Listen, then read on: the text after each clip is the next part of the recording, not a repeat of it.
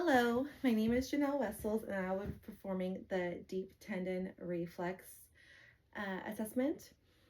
First thing is first is I'm going to perform my hand hygiene. I will go ahead and close the curtain to ensure patient privacy. I'm going to go ahead and introduce myself to the patient, verify the patient information. Next, I will be going over just exactly what we're going to do today. So we're going to be doing the deep tendon reflex assessment, and I'll explain that to my patient. It just requires me to use this little hammer here, and I'm going to tap on 4 different areas of your body.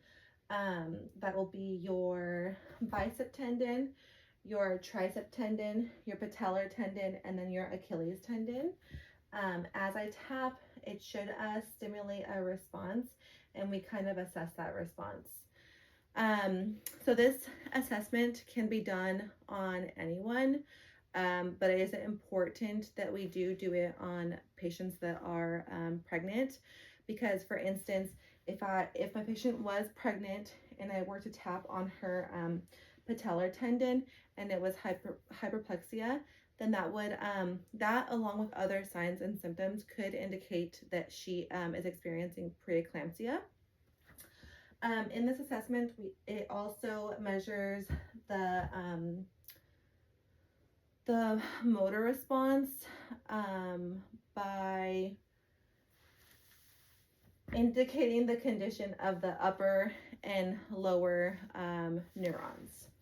So it is graded on a scale of 0 to 4, 0 being absent, 1 being hypoactive and diminished, 2 being normal, 3 being hyperactive and brisk, and 4 being brisk with clonus.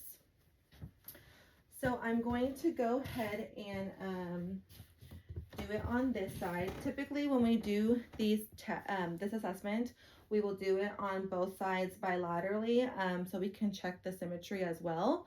But for the purpose of this video, I'm going to go ahead and just do it on one side. So I will go ahead and start with the bicep tendon. I'm going to have my patient relax her arm, and I'll kind of support it right here. We're going to use the pointy side of the hammer, and we're just going to tap, and it should indicate a response like that. So for the tricep tendon, again, I will support my patient's arm right here, have her relax it, and then again, I'm going to tap with the pointy side as well, just above the elbow, and it should indicate a response like that. So for the patellar tendon, you're going to want to locate the kneecap. Once you see the kneecap, there should be a little indentation, and you're going to take like the wider side of the hammer to go ahead and tap, and it should elicit a response. And for the Achilles tendon, what I'm going to do is I'm going to support her foot, kind of like dorsiflex it just a bit, and I'm going to take again that wide side, and I will just kind of tap along, and it should plant down to indicate the response.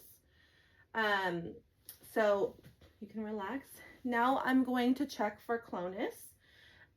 Checking for clonus is just, again, you're going to support the foot, dorsiflex once again, and you're just going to let go.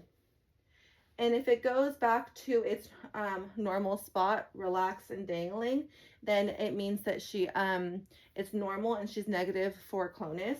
However, in the case that it was abnormal, you would, again, support the foot, dorsiflex, and when you let go, if it were to shake 3 to 4 times, that would indicate an abnormal response, meaning that she is positive for clonus.